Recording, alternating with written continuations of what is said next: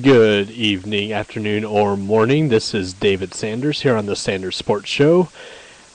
A lot to talk about coming up this weekend. We got, of course, the NFL Divisional Playoffs. Big story, though, up here in the Seattle area is something we have been waiting for the last 5 years. We are getting an NBA team back.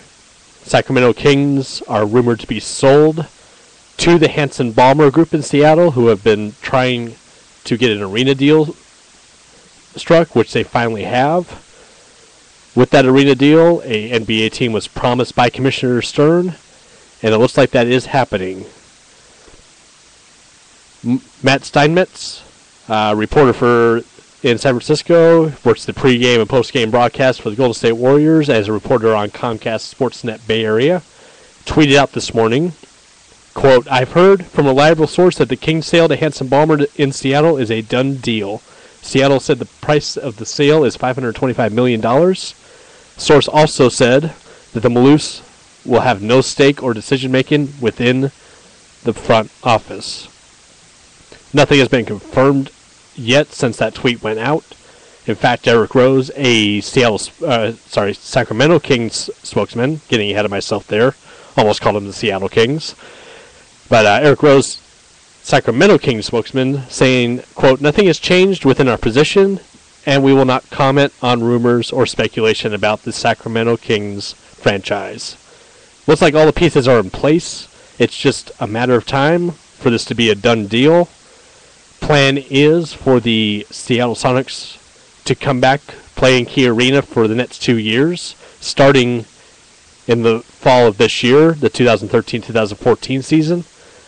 After the 2 years, the new arena will be built in the Soto district of Seattle, and the team will move over there. $525 million, though. That is, I believe, double what they're even worth, which is amazing to me. But this group, the Hanson-Balmer Group, has been so passionate and so energetic about getting a team back in Seattle. It looks like this will be the price tag of it, where I'm at a loss for words, actually, about it. And ever since 2 days ago when news broke that this was even a possibility, I have been excited. We need basketball back up here in the Pacific Northwest. The way the Sonics were taken from us in the first place is an atrocity, and it needed to be rectified. And David Stern, as much as we bash on him, as much as fans bash on him, as much as people in the sports reporting industry bash on him, he has actually made a right, it looks like. And if there's no reason that this should not be finalized and this should not be approved by the NBA. For those not in the know, there was a couple of other cities that could have been home to the Kings over the past couple of years. This is something they've dealt with for a while. The Anaheim area was possibly going to get them. Virginia Beach was also an opportunity, which I never understood why they were even in the mix. They are such a small city to be asking for a team in the first place. I mean, you look at Seattle-Tacoma area. I'm in the Tacoma part of that myself. And we are the 13th largest TV audience in the nation. Virginia Beach is 41st. How would they get any kind of favoritism over Seattle is beyond me, even without what happened to the Sonics happening. But Kings look like they're on their way up. DeMarcus Cousins can stay in Sacramento for all I care. We can take the rest of the team, but please, for the love of God, leave DeMarcus Cousins in Sacramento. Don't tell him about the team moving. Do not let him into Seattle. We do not need that headache. That's about the only black eye on that team that I see. But lots of great talent on there. Tyreek Evans, Isaiah Thomas Jr. I mean, this can be a team that we can build kind of like we were building the Sonics last time. You know, we drafted Kevin Durant. We drafted Jeff Green. They eventually traded him. And then they all got traded to Oklahoma City, much to the Seattle fans' hatred. Clay Bennett, a name that, if you mention that name up here in Seattle and Tacoma, you'll get nothing but bad out of that. But you know what? I cannot wait. And if this does happen, as soon as tickets are on sale, I am going. That is a promise. But we will let you know more about that possibly on the next podcast. Hopefully we'll have more information, but as of right now, it is just a rumor that the Kings have been sold. Nothing has happened officially yet, and we will have more as more information comes in. Like I said, this weekend, speaking of Seattle, they're still in the playoffs, which nobody thought they would be. And I'm going to touch on that here for a minute. Seattle against Green Bay back in, I believe it was week 5. And you all know where I'm going with this. The touchception drama. If that would have went the other way, if that would have been called an interception, which, even though I'm in Seattle, I do like the Seahawks. I'm not necessarily a fan of the Seahawks. I do like them. If that had gone the other way, as it should have been, as an interception, there are so many things that would have been different. Had the Seahawks lost to the Rams that final week, they wouldn't be in the playoffs. They would have finished 10-6, yes, but so would have the Bears and the Vikings, and the Bears would have been in the playoffs. Lovie Smith would not be looking for a job right now had that not happened.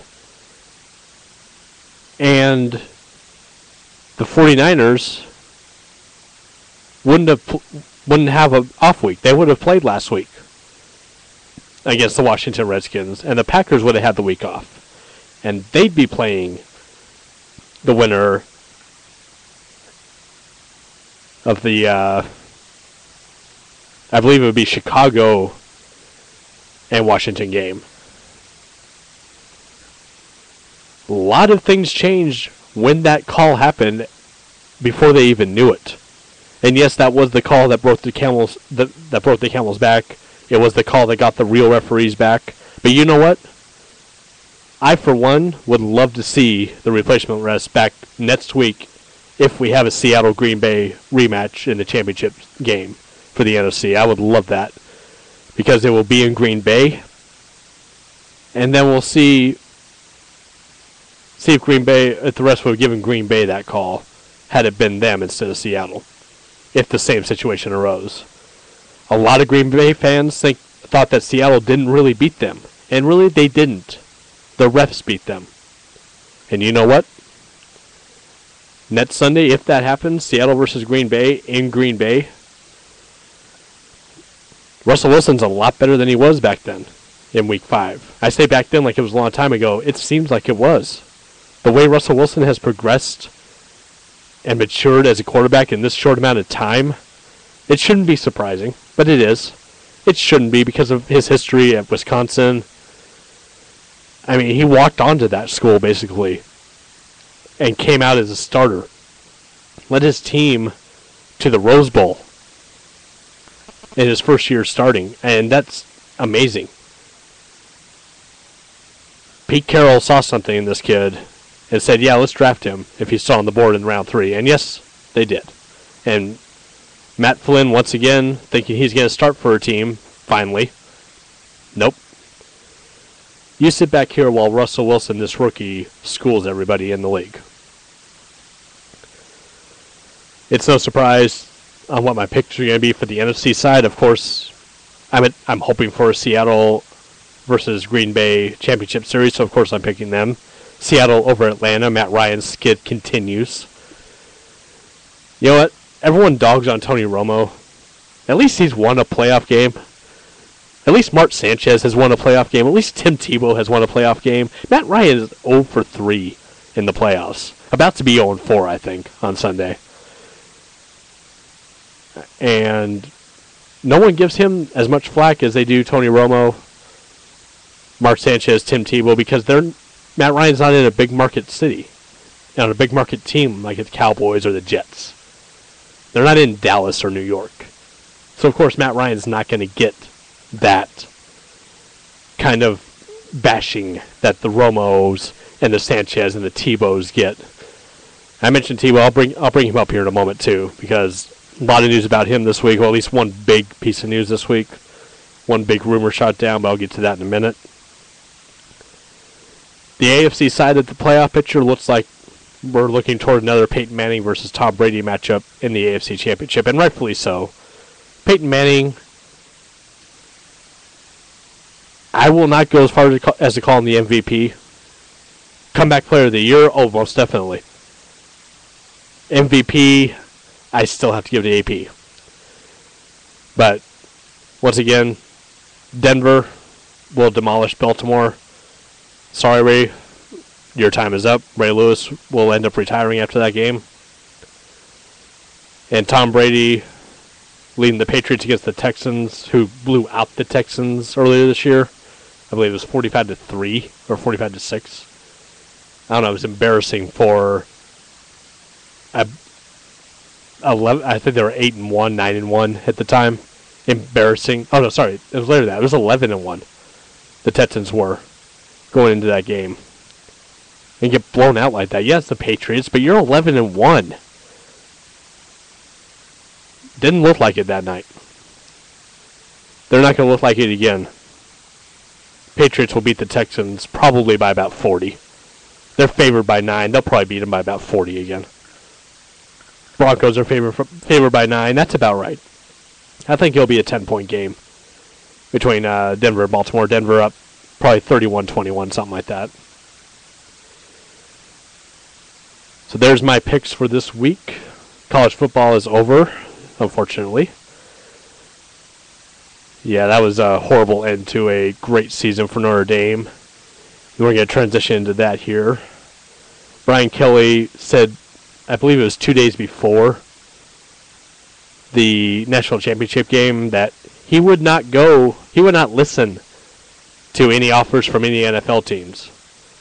That didn't last long.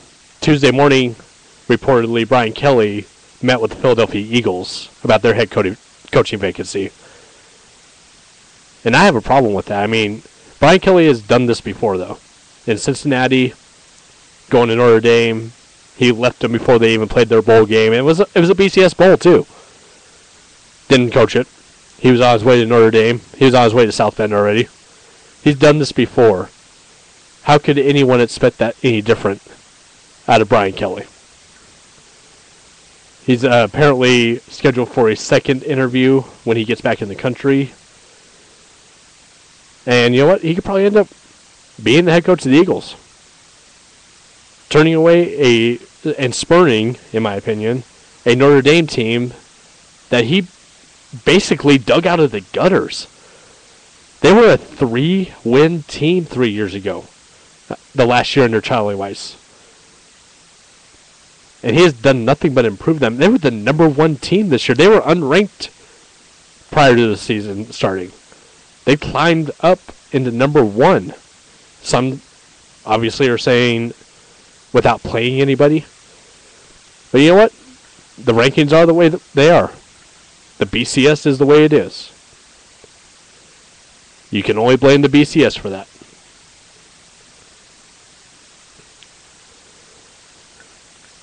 Speaking of head coaches, it looks like former Arizona coach Ken Wisenhunt looks like met for a second time with the Browns yesterday about their head coaching vacancy. Then about an hour later, they hire the Carolina Panthers offensive coordinator as their head coach. So Wisenhunt's still looking for work out there. I mean, there's a lot of good coaches out there looking for work. Wisenhunt, you can't blame Arizona's falter on him. They had such a cluster at the quarterback position, it was unreal. You have Lovie Smith, who won 10 games this year, got fired. I mean, you have some good coaches out there. And then there's talk about Bill Cowher coming back into the league and coaching again. Possibly Herm Edwards, Tony Dungy. I mean, there's a lot of John Gruden, there's a lot of good coaches out there.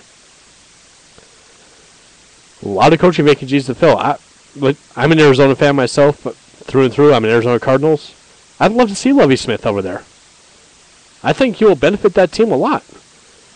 It'll be pretty much the same type of situation he was in Chicago. Great defense, no quarterback.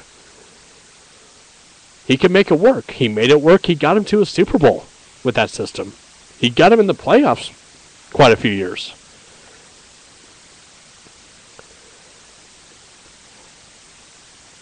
There's one name out there, not coaching, we're going to move on to quarterbacks now, that just the mere mention of his name will spawn either praise or, oh, not him again, when you say his name. And that's Tim Tebow. Tim Tebow in the news this week because the new general manager of the Jacksonville Jaguars said publicly there is not a situation where Tim Tebow will be a Jacksonville Jaguar. Why not? Is my answer to that. He wants to play for you. Name another player, not much less a quarterback, who wants to play for the Jacksonville Jaguars right now. You won't find anybody. You need a quarterback. Blaine Gabbert is not going to do it for you. Chad Henne is not going to do it for you. At least give the kid a shot. I mean, no one in New York has even given him a shot. The only ones that have is the man that hated him in Denver, John Elway. And that's because I believe it was Kyle Orton got hurt. And they were actually winning with Tebow. And Elway, he could have yanked him at any time. He could have pulled Alex Smith on him at any time. Just yanked him. But no. He would have pissed off his fans. Every one of them would have been chanting for Tebow nonstop had he done that. He gave him a chance. Why won't Rex Ryan in New York? Why won't Jacksonville? Why won't anybody? Yeah, he has a weird throwing motion. Yeah, he runs more. Maybe that'll work for you. You're not even giving him a shot. When you're jumping over him to get to your third-string quarterback, Greg McElroy, there's something wrong there. He's your second-string quarterback. When Mark Sanchez went down, you should have went to Tebow. Maybe there's something there that's not being reported. I'm surprised because the cameras are up Tim Tebow and Rex Ryan's asses every single day, it seems like. You'd think we would hear something if there was a problem. But no, nothing. Just a little miscommunication about the Wildcat, about being used on the Wildcat, being used on the punt team. That's all we've heard about Tebow this year. All I'm saying is give the kid a chance. If a man that doesn't see him as a quarterback will give him a chance, why can't anyone else? Denver made a stupid mistake, in my opinion, anyways, letting him go when they signed Peyton Manning. Tebow could have sat behind Manning like Rodgers did with Favre for 4 years and learned how to become the quarterback John Elway wants. But no, I have Peyton Manning. I have no long-term goals now. I just have Peyton Manning. So let's trade the possible leader of this team for a second-round pick, I believe it was. Get out of here with that, John. And get out of here, NFL, for not giving this kid a chance. And I'm not a Tebow fan. I could care less, really. I'm not a fan of his. I just don't like when someone who actually has talent, whether it be the talent, the right talent of being able to throw the ball, or being able to run it, or being able to recognize the blitz and run. Something 2 rookie quarterbacks this year have a really good eye for, in RG3 and Russell Wilson. He doesn't even get a chance, and he needs it. That's all I'm saying. Speaking of RG3, had surgery to repair a torn ACL and LCL yesterday by Dr. James Andrews. A lot of controversy around RG3 right now because of him being left in by Mike Shanahan, knowing he was injured, knowing he was limping, knowing that he was not 100%. And Mike Shanahan is getting a lot of flack for this, a lot of heat. I'm not saying, I don't think it's his fault per se. Yeah, he should have taken him out eventually when he was limping pretty bad before he actually buckled the knee out, because he was. Put in Kirk Cousins, he's actually pretty decent. But RG3 was not himself, especially in the second half of that game against the Seahawks this past Sunday. And, you know, I just don't understand why the hate's going to Shanahan. RG3 told him his knee was fine. You're going to go with that. It's more on RG3 not taking himself out of the game. But, of course, the coach is to blame no matter what, it seems like, right?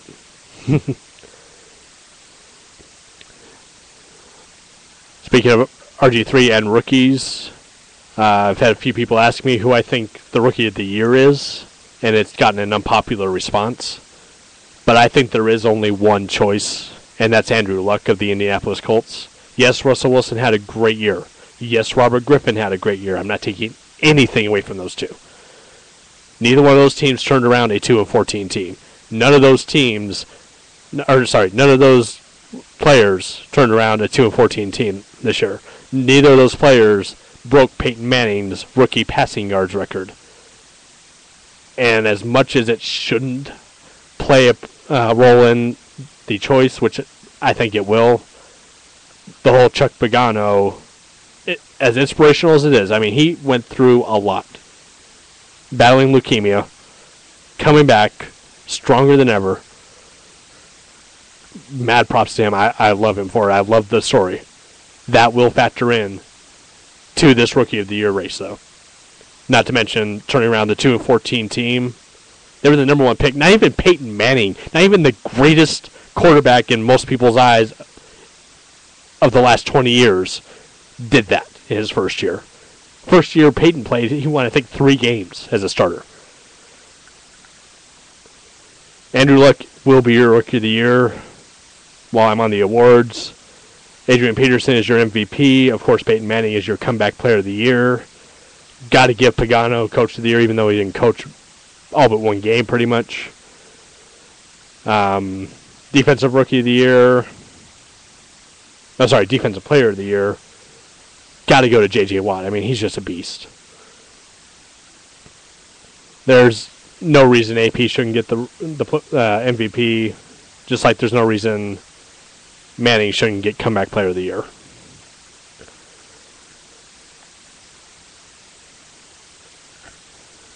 One last little bit here before I go. Huge NASCAR fan here. I know there's a lot of people that are out there listening. At least I hope there are. Testing beginning in Daytona this weekend. Speed has been covering it in all ways, on the internet, on their channel. Pretty much any way you can watch it, they have it. Big news out of today. The first big one of the year happened in testing. Dale Earnhardt Jr. got into the 9 of Marcos Ambrose. Spun him, got him in front of traffic. They were back in the pack racing again. Looks like 12 cars were involved. Among those, Jeff Gordon, defending Sprint Cup champion. Brad Keselowski involved, along with 10 other drivers. Junior actually got away unscathed. He just basically started it and drove off. Not his fault. He got a run. And that's the thing that's coming out of this testing. No more 2-car tandems. It's back to the old pack racing of the early 2000s. Some like it, some don't. I was a fan of the 2-car tandem. It made things more exciting and more unpredictable. We had some of the greatest finishes, I think, with that 2-car tandem. I mean, who could forget Carl Edwards flying through the air after trying to block Keselowski on the final lap back, I think it was 4 years ago. I mean, there's been some great finishes with that 2-car tandem. This year, it's all pack racing again. It's going to end up being whoever's on the bottom. There's not going to be much of an outside line trying to get up to there. And I will give all my Daytona predictions as we get closer to that. Just a quick recap. Texans, 49ers, Falcons, and Ravens all find a seat on the couch this week. Next week, I will give my thoughts on the championship. I'll recap the division games and give my thoughts on the championship games heading into Super Bowl 47. I'll give my thoughts on the Lakers. I would do it tonight, but I don't have much time left on this podcast. The Lakers, who are 15-20, I will let you know my thoughts on them and what they can do to fix that now as opposed to waiting throughout the rest of the year. And we'll dive in a little bit more to the NBA side of things too. But until next week, this has been David Sanders. I want to thank you for listening, and thank you for joining me for this last half hour. And above all else, everybody out there, be good humans. Have a wonderful rest of the night.